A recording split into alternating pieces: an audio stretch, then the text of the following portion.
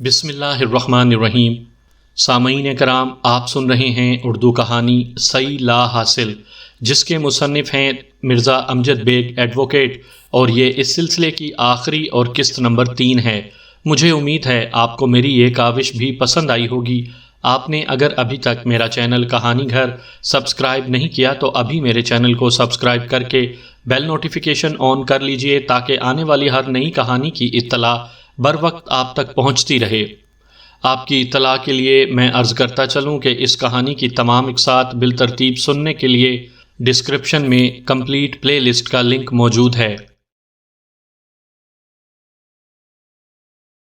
ایک میلے اور گندے سے کمرے میں باپ ڈھیروں کھلونے سجائے اپنی اولاد کے ساتھ ملن کی چند گھڑیوں میں سے سکون اور خوشی کو کشید کرنے کی کوشش میں لامعنی اور عجیب و غریب حرکتیں کرتا نظر آتا ہے۔ وہ اپنی سمندر سے زیادہ گہری اور آسمان سے زیادہ وسیع اور عریض محبت کو چند لمحات میں اپنے جگر گوشے پر نچھاور کرنا چاہتا ہے، اور اس کی یہ کوشش دیکھنے والوں کو بڑی بھونڈی نظر آتی ہے۔ بچے کے قریب ہی ایک جانب اس کی ماں اپنے سابق شوہر سے منہ موڑے بیٹھی غم و غصے اور اکتاہٹ کی تصویر بنی دکھائی دیتی ہے۔ اس پر متضاد خوفناک چہروں والے پولیس اہلکار جن کی نگرانی میں یہ ملاقات کروائی جا رہی ہوتی ہے۔ سب سے زیادہ قابل رحم وہ بچہ نظر آتا ہے۔ اس کا معصوم دماغ یہ سوچنے سمجھنے سے قاصر ہوتا ہے کہ والدین کے ان اختلافات میں آخر اس کا کیا قصور ہے۔ ماں نے اس کے باپ کو اور باپ نے اس کی ماں کے کس گناہ کی پاداش میں اس سے چھین لیا ہے۔ اگر کوئی بھی صاحب دل یا مرد یا عورت بچے کی حالت کو آنکھوں سے دیکھ لے تو زندگی میں کبھی اپنے شریک حیات سے الگ ہونے کے بارے میں نہ سوچے۔ میں نے اہل دل والدین کی بات کی ہے، انسان نما چلتی پھرتی مشینوں کی نہیں۔ اگلی پیشی پر میں نے اس انتہائی نازک ایشو کو جج کے سامنے اٹھایا۔ جناب اعلیٰ، میں نے نہایت ہی احترام کے ساتھ کہا، ہماری عدالتوں کے لیے جو ماحول اور طریقہ کار سال با سال سے رائج ہے وہ بہت ہی شرمناک اور غیر انسانی ہے۔ اس مقصد کے لیے عدالت کے احاطے میں ایک پلے لینڈ بنایا جا سکتا ہے، جہاں کے پرسکون ماحول اور خوشگوار فضا میں یہ ملاقات یادگار کی حیثیت اختیار کر سکتی ہے۔ جج نے میری تجویز پر کوئی تبصرہ نہیں کیا، محض سر ہلانے پر اکتفا کیا اور منتظر نگاہ سے مجھے تکنے لگا کہ میں آگے کچھ بولوں۔ میں نے کہا، یور آنر، جیسا کہ عدالت جانتی ہے، میرے موکل مسٹر فیصل نے دوسری شادی ایک خاص مقصد کے تحت کی تھی۔ پہلی بیوی سے اس کی کوئی اولاد نہیں تھی۔ دوسری شادی کے موقع پر میرے موکل اور اس کی سابق بیوی کی ماں سلطانہ بیگم کے درمیان باقاعدہ اسٹامپ پیپر اور ایک معاہدہ تحریر کیا گیا تھا۔ اس تحریر کے اندر بھی دوسری شادی کی وجوہ کا ذکر موجود ہے۔ میں نے توقف کر کے وکیل مخالف کی جانب دیکھا اور سلسلہ دلائل کو جاری رکھتے ہوئے کہا، اس معاہدے کی کاپی کیس فائل کے اندر لگی ہوئی ہے۔ میرے موکل نے ہر قدم پر اس معاہدے کی پاسداری کی ہے، اور عدالت یہ بھی جانتی ہے کہ خلا والے معاملے سے پہلے تک میرے موکل کی پہلی اور آخری کوشش یہی رہی تھی کہ کسی طرح مصالحت ہو جائے۔ وہ اپنی بیوی اور بچی کو کسی بھی قیمت پر کھونا نہیں چاہتا تھا، لیکن دوسری جانب تو نہایت ہی منصوبہ بندی کے ساتھ میرے موکل کو کارنر کیا جا رہا تھا۔ میں ایک مرتبہ پھر رکا، ایک گہری سانس خارج کی اور ٹھہرے ہوئے لہجے میں کہنا شروع کیا، یور آنر، میرے موکل کی سیکنڈ وائف اور اس کی والدہ سلطانہ بیگم کے دل میں پہلے ہی کھوٹ تھا۔ سفینہ اس وقت تک بڑی کشادہ دل سے مسٹر فیصل کی پہلی بیوی کو برداشت کرتی رہی جب تک وہ امید والی نہیں ہو گئی۔ اس کے اندر امید کی کرن جاگتے ہی ماں بیٹی کی اصلیت کھل کر سامنے آ گئی۔ سفینہ ایسی اپنے میکے آئی کہ پھر جانے کا نام ہی نہیں لیا۔ اس کی والدہ سلطانہ بیگم کا ایک ہی مطالبہ رہا کہ پہلے فیصل اپنی فرسٹ وائف کو طلاق دے، پھر سفینہ اس کے گھر جائے گی۔ فیصل کے لیے یہ فیصلہ آسان نہیں تھا۔ وہ ایک معقول، سمجھدار اور متوازن شخص ہے۔ اس نے ان ماں بیٹی کے مطالبے کو ایک کان سے سن کر دوسرے کان سے نکال دیا اور سفینہ کی واپسی کی کوششوں میں مصروف رہا، تاہم یہ بیل منڈھے نہ چڑھ سکی، اور اب یہ دونوں ایک دوسرے کے کچھ نہیں لگتے۔ سفینہ سے فیصل کا ہر تعلق اور رشتہ ختم ہو چکا ہے، لیکن عائشہ تو فیصل کی بیٹی ہے۔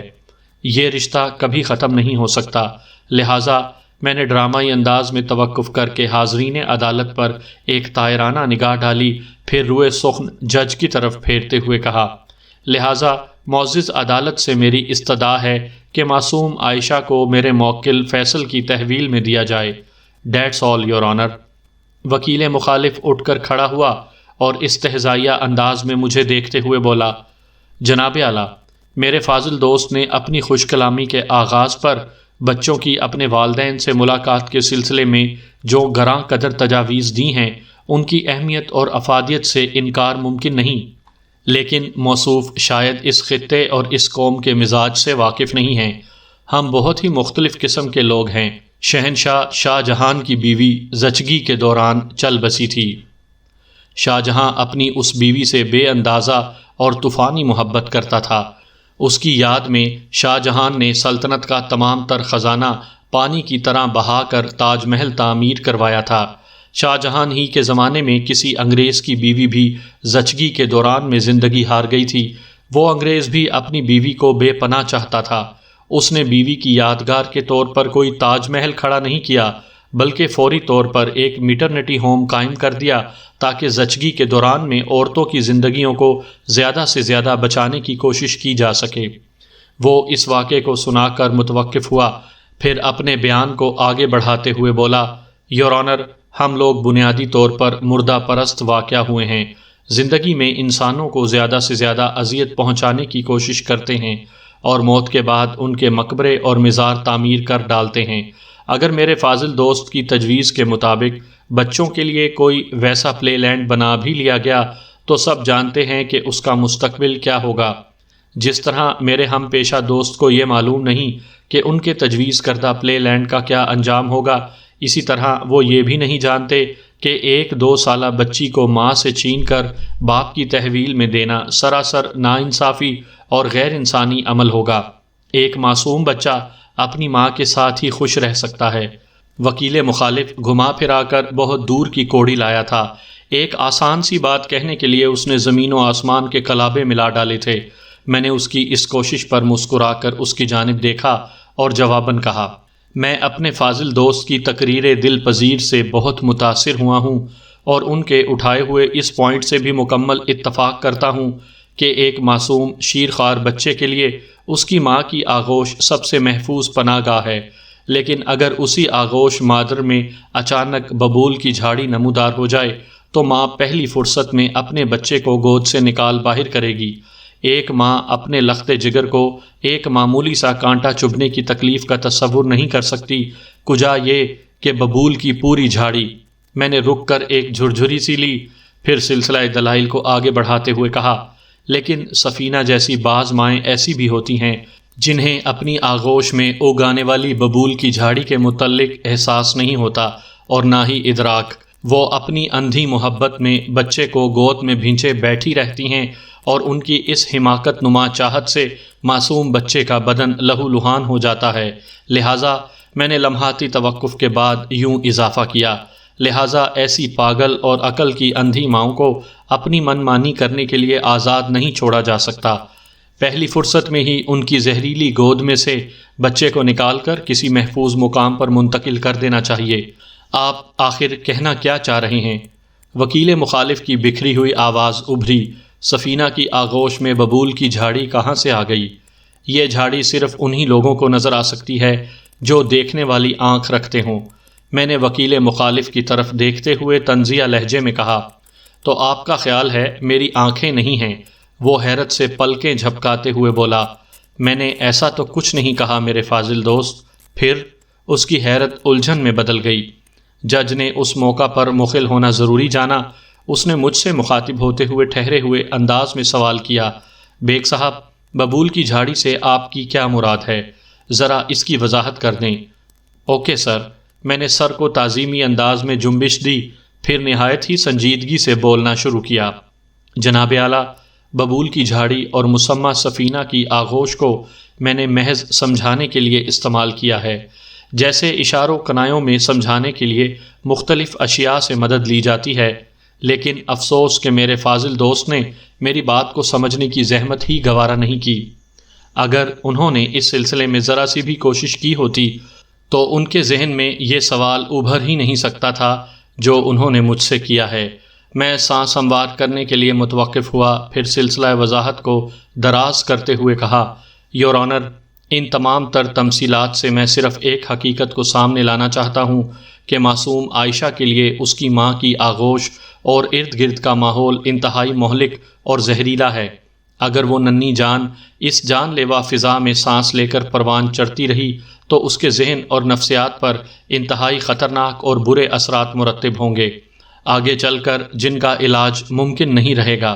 اسی لیے میں بصد اصرار معزز عدالت سے استدعا کرتا ہوں کہ ننھی عائشہ کو اس کے باپ مسٹر فیصل کی تحویل میں دیے جانے کے احکامات صادر کیے جائیں۔ اس گھر میں فیصل کی پہلی بیوی فرزانہ موجود ہے، وہ بڑی ذمہ داری اور احتیاط کے ساتھ عائشہ کو سنبھال لے گی۔ جج نے سوچتی ہوئی نظر سے مجھے دیکھا۔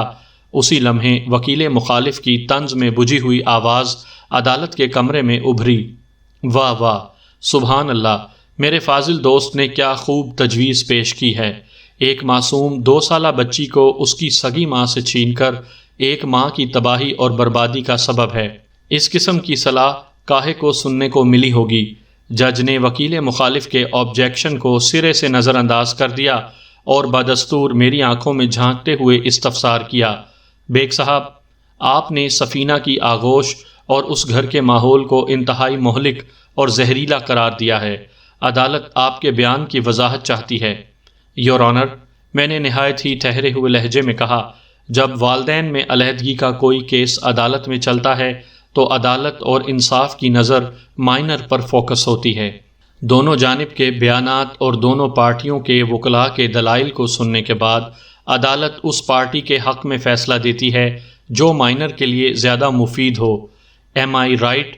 میں نے توقف کر کے سوالیہ نظر سے جج کی جانب دیکھا تو وہ گھمبیر لہجے میں بول اٹھا، you are absolutely right. Thank you سر۔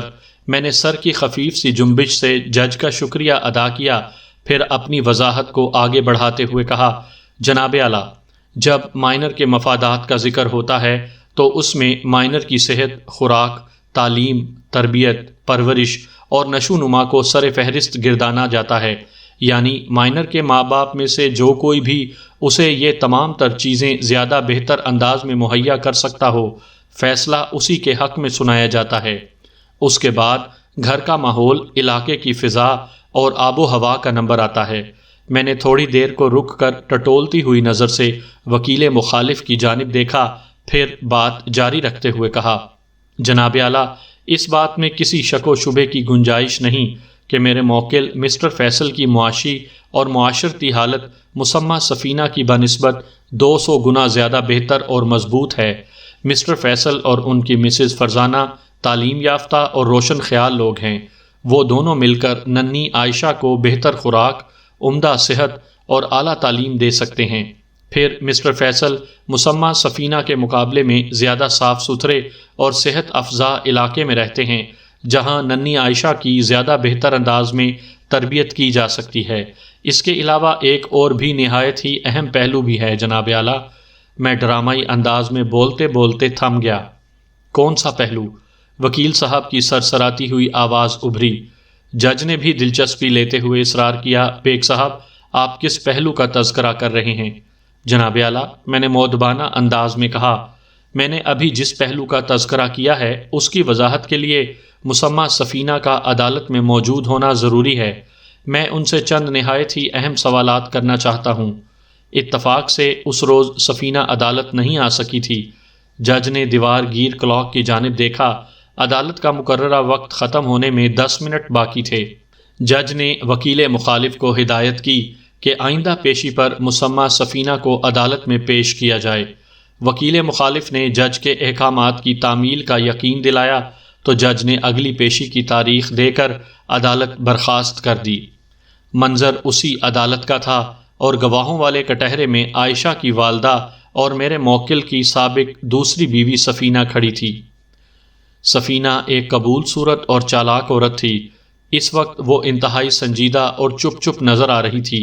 جج سے اجازت حاصل کرنے کے بعد میں وٹنس باکس کے قریب پہنچ گیا اور سفینہ کی آنکھوں میں دیکھتے ہوئے اپنی جرح کا آغاز کیا۔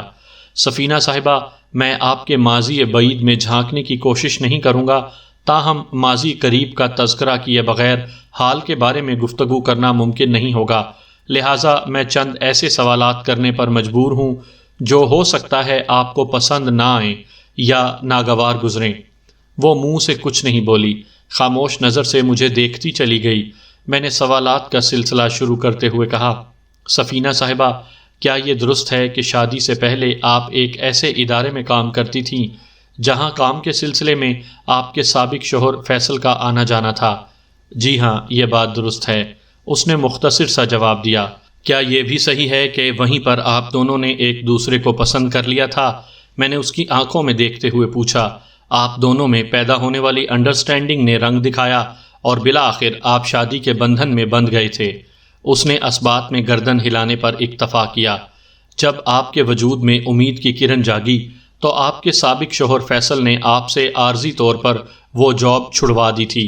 میں نے جرح کے سلسلے کو آگے بڑھاتے ہوئے کہا، آپ نے طویل رخصت لے لی تھی، حالانکہ شادی کے بعد آپ نے جاب کا سلسلہ جاری رکھا تھا۔ جی ہاں، آپ جو بھی فرما رہے ہیں وہ 100% درست ہے، وہ اسپاٹ آواز میں بولی، اور یہ بھی درست ہے کہ آپ آج کل بھی وہ جاب کر رہی ہیں۔ میں نے ایک ایک لفظ پر زور دیتے ہوئے کہا، عائشہ کی پیدائش کے بعد کچھ عرصہ آپ نے آرام کیا تھا، پھر جاب کو کنٹینیو کر لیا تھا۔ جی ہاں، اس نے مختصراً بتایا، گویا ایک معصوم اور دودھ پیتی بچی اپنی زندگی کے ابتدائی حصے ہی میں اپنی ماں سے بچھڑ گئی تھی۔ میں نے چبھنے والے انداز میں کہا، آپ سارا دن آفس میں ہوتی تھیں اور بیچاری عائشہ گھر میں آپ کے بغیر، بلکہ یہ سلسلہ ابھی تک جاری و ساری ہے نا؟ اگر میں جاب کے لیے گھر سے نکلتی ہوں تو یہ میری مجبوری ہے، وہ ٹھہرے ہوئے لہجے میں بولی، اور یہ غلط ہے کہ عائشہ کی میری غیر موجودگی میں گھر میں افراد ہوتے ہیں۔ میں نے یہ نہیں کہا تھا کہ آپ ننھی عائشہ کو گھر میں تنہا چھوڑ کر جاب کے لیے چلی جاتی ہیں، بلکہ میرے الفاظ تھے، آپ سارا دن آفس میں ہوتی تھیں اور بیچاری عائشہ گھر میں آپ کے بغیر۔ ہاں، شاید آپ نے ایسا ہی کہا تھا، وہ جزبز ہوتے ہوئے بولی۔ شاید نہیں، یقیناً میں نے ایسا ہی کہا تھا۔ میں ایک ایک لفظ پر زور دیتے ہوئے بولا، اپنے لخت جگر کو گھر میں چھوڑ کر آپ نوکری پر چلی جاتی ہیں اور گھر میں موجود افراد اس کا بہت خیال رکھتے ہیں۔ میں غلط تو نہیں کہہ رہا؟ نہیں جناب، یہی حقیقت ہے۔ کیا آپ معزز عدالت کو بتانا پسند کریں گی کہ آپ کے اور عائشہ کے سوا گھر میں اور کتنے افراد رہتے ہیں؟ میں نے غیر سرسری انداز میں اسے گھسیٹنا چاہا۔ 4 افراد، اس نے جواب دیا، یعنی آپ کی امی، آپ کے ابو، آپ کی بڑی بہن اور آپ کا بھائی۔ جب آپ کو سب کچھ معلوم ہے تو مجھ سے کیا پوچھ رہے ہیں؟ وہ بیزاری سے بولی، سفینہ صاحبہ، میرے ذہن میں موجود معلومات کو یہ عدالت تسلیم نہیں کرتی۔ میں نے زیر لب مسکراتے ہوئے کہا، جب آپ یہاں موجود ہیں تو آپ کی زبانی سن کر عدالت کو زیادہ پختہ یقین آئے گا۔ وہ کچھ نہ بولی، وٹنس باکس میں کھڑے کھڑے پہلو بدل کر رہ گئی۔ میں نے بدستور اس کی آنکھوں میں دیکھتے ہوئے سوال کیا، سفینہ صاحبہ، آپ نے تھوڑی دیر پہلے میرے ایک سوال کے جواب میں بتایا تھا کہ جاب کے لیے گھر سے نکلنا آپ کی مجبوری ہے۔ کیا یہ مجبوری انہی 4 افراد کی وجہ سے ہے؟ میں سب سے پہلے اپنی اور عائشہ کی زندگی کے لیے گھر سے نکلتی ہوں، وہ گھور کے مجھے دیکھتے ہوئے بولی، باقی سب اس کے بعد آتے ہیں۔ آپ کے والد تصدیق حسین کیا کام کرتے ہیں؟ میں نے اچانک پوچھ لیا۔ وہ رنگ و روغن وغیرہ کا کام کرتے ہیں، اس نے بتایا، لیکن اکثر ان کی صحت خراب رہتی ہے۔ میں نے کہا، وہ ایک دن کام پر جاتے ہیں تو 3 دن چھٹی کرتے ہیں۔ یہ ان کی عمر کا تقاضا ہے، وہ سرسری لہجے میں بولی۔ آپ کو اپنی امی، ابو، بھائی اور بہن سے محبت ہے نا؟ جی ہاں، اس میں کیا شک ہے؟ آپ کو جاب کے لیے اس لیے بھی گھر سے نکلنا پڑتا ہے کہ اس گھر کی آمدنی کا کوئی اور ذریعہ نہیں ہے؟ میں نے پوچھا۔ ہاں، یہ حقیقت ہے، اور اس میں غلط کیا ہے؟ وہ الٹا مجھی سے سوال کر بیٹھی۔ اپنے والدین کی خدمت کرنا میرا فرض ہے۔ جی ہاں، بالکل، میں نے جلدی سے کہا۔ مجھے آپ کے جذبے کی سچائی پر کوئی شک ہے اور نہ ہی اعتراض۔ وہ سوالیہ نظر سے مجھے تکنے لگی۔ میں نے کہا، آپ کے چھوٹے بھائی نوید کو دیکھ دیکھ کر آپ کا دل کڑتا رہتا ہے نا؟ جی، میں اس کے لیے بہت پریشان رہتی ہوں۔ غلط صحبت انسان کو تباہ و برباد کر کے رکھ دیتی ہے۔ میں نے ہمدردی بھرے انداز میں کہا، کتنا خوبصورت اور ہینڈسم نوجوان تھا۔ جی ہاں، نشے نے نوید کو ہڈیوں کا ڈھانچہ بنا کر رکھ دیا ہے، وہ دکھی لہجے میں بولی۔ سفینہ صاحبہ، میں نے ٹھہرے ہوئے لہجے میں کہا، مجھے کہنا تو نہیں چاہیے کیونکہ خالصتاً یہ آپ کا گھریلو معاملہ ہے، مگر کیا یہ سچ ہے کہ نوید نشے کی ضرورت پوری کرنے کے لیے اکثر گھر سے مختلف اشیاء بھی چوری کرتا رہتا ہے؟ جی ہاں، وہ جزبز ہوتے ہوئے بولی، بعض اوقات اس قسم کے واقعات بھی دیکھنے کو مل جاتے ہیں۔ سفینہ صاحبہ، میں نے اس کی آنکھوں میں دیکھتے ہوئے کہا، یہ درست ہے کہ میں آپ کا مخالف وکیل ہوں، لیکن اس کے باوجود بھی میں آپ کی ہمت اور برداشت کی داد دیے بنا نہیں رہ سکتا۔ وہ متذبذب نظر سے مجھے دیکھنے لگی۔ میں نے جو کچھ کہا تھا وہ یقیناً اس کی سمجھ میں نہیں آیا تھا۔ وکیل مخالف اور حاضرین عدالت کی نظریں بھی مجھی پر لگی ہوئی تھیں۔ میں نہایت ہی غیر محسوس انداز میں اپنی منزل کی جانب گامزن تھا۔ سفینہ سوالیہ نظر سے مجھے دیکھے جا رہی تھی۔ میں نے کھنکار کر گلا صاف کیا اور استفسارات کے سلسلے کو آگے بڑھاتے ہوئے کہا، نوید کی حالت تو اپنی جگہ ایک افسوسناک اور تکلیف دہ حقیقت ہے، لیکن پچھلے کچھ عرصے سے زرینہ بھی آپ کے گھر میں قیام پذیر ہے اور اب اسے زندگی بھر وہیں رہنا ہے۔ کیا کر سکتے ہیں وکیل صاحب؟ وہ دکھی نظر سے مجھے دیکھتے ہوئے بولی، جس خدا نے ہمیں مصیبت میں ڈالا ہے وہی اس مصیبت سے نکالے گا بھی۔ زرینہ آپ سے کتنے سال بڑی ہے؟ میں نے جرح کے سلسلے میں یکدم تیزی لاتے ہوئے سوال کیا۔ میری معلومات کے مطابق زرینہ سفینہ کی بڑی بہن تھی۔ وہ بے ساختہ بولی، باجی مجھ سے 4 سال بڑی ہیں۔ کیا یہ سچ ہے کہ آپ کی زرینہ باجی کو ان کے ایک خطرناک مرض کے باعث طلاق ہوئی ہے؟ میں نے تیکھے لہجے میں پوچھا۔ باجی کی بیماری تو اپنی جگہ ایک ٹھوس حقیقت ہے اور اس کے وجود سے انکار ممکن نہیں، وہ اٹل انداز میں بولی، لیکن میں سمجھتی ہوں کہ باجی کی طلاق میں ان کے سابق شوہر کی کمظرفی اور بے حسی کا زیادہ ہاتھ تھا۔ کیا مطلب؟ میں نے چونک کر اس کی طرف دیکھا۔ میرے سابق بہنوئی کے پاس اللہ کا دیا سب کچھ ہے، وہ وضاحت کرتے ہوئے بولی۔ اگر باجی کسی ذہنی اور نفسیاتی مرض میں مبتلا ہو ہی گئی تھیں تو انہیں چاہیے تھا کہ وہ باجی کا پراپر علاج کرواتے۔ اب دیکھیں، ہم بھی تو انہیں مہنگے ڈاکٹروں کو دکھا ہی رہے ہیں۔ میں نے تھوڑی دیر پہلے اسی لیے تو کہا تھا کہ آپ بہت ہمت والی ہیں، میں نے ٹھہرے ہوئے انداز میں کہا، پھر اس کی آنکھوں میں جھانکتے ہوئے کڑے لہجے میں پوچھا، سفینہ صاحبہ، کیا یہ درست ہے کہ زرینہ باجی کو آپ ہی ایک معروف نفسیاتی ہسپتال لے کر جاتی ہیں؟ جی ہاں، یہ درست ہے، اس نے جواب دیا۔ اور جب اس نفسیاتی ہسپتال میں آپ کی زرینہ باجی کو الیکٹریکل شاکس لگائے جاتے ہیں اور ان کی کیفیت کو دیکھ کر آپ کا کلیجہ منہ کو آنے لگتا ہے۔ جی، مجھے ان کی حالت دیکھ کر بہت اذیت پہنچتی ہے، وہ تائیدی انداز میں بولی۔ باجی کی بے بسی پر میرا دل خون کے آنسو رونے لگتا ہے۔ اکثر انہیں گھر میں دماغی دورے پڑتے رہتے ہیں۔ سفینہ نے اسبات میں گردن ہلا دی۔ اور آپ کی زرینہ باجی کی وجہ سے پورے گھر کا سکون درہم برہم ہو کر رہ جاتا ہے، میں نے جرح کے تابوت میں آخری کیل ٹھونکتے ہوئے پوچھا۔ ظاہر ہے، اس نے مختصر الفاظ میں تصدیق کی۔ میں نے روئے سخن جج کی جانب موڑتے ہوئے با آواز بلند کہا، جناب اعلیٰ، جس مختصر سے گھر میں مسائل اور مصائب کا میلہ لگا ہو، وہاں 2 سالہ ایک معصوم بچی کی کیا خاک تعلیم و تربیت ہو سکے گی؟ وہ اپنے ماموں کی نشے کی عادت سے کیا سیکھے گی؟ اپنی خالہ کو دماغی دورے کی حالت میں پا کر اس کے معصوم دماغ پر کیا اثرات مرتب ہوں گے؟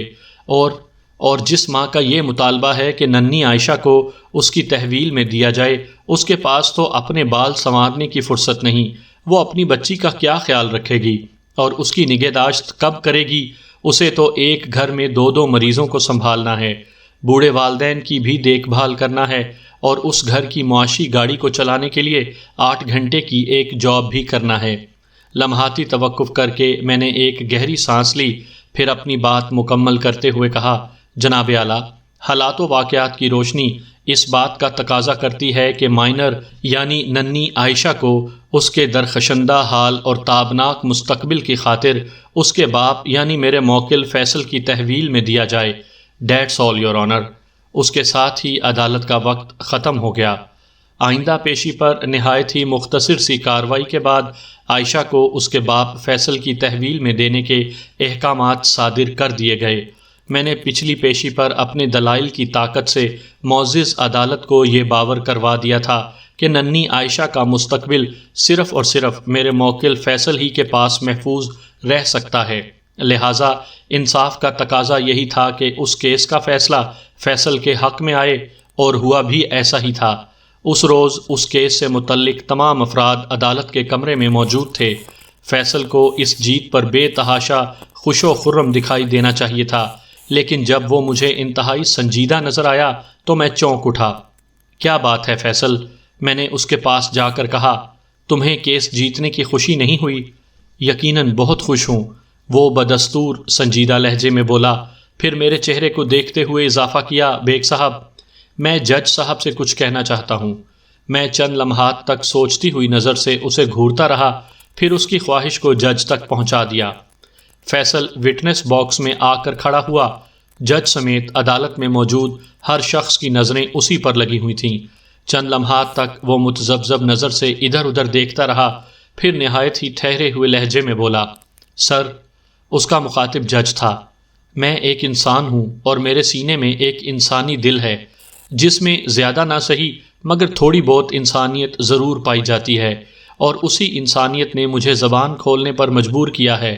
وہ رکا، تھوک نگل کر حلق کو تر کیا، پھر اپنی بات کو آگے بڑھاتے ہوئے بولا، یہ ایک ٹھوس اور اٹل حقیقت ہے کہ اب سفینہ میری بیوی نہیں رہی، لیکن اس سے بھی بڑی اور ایک اہم حقیقت یہ ہے کہ وہ اب بھی عائشہ کی ماں ہے۔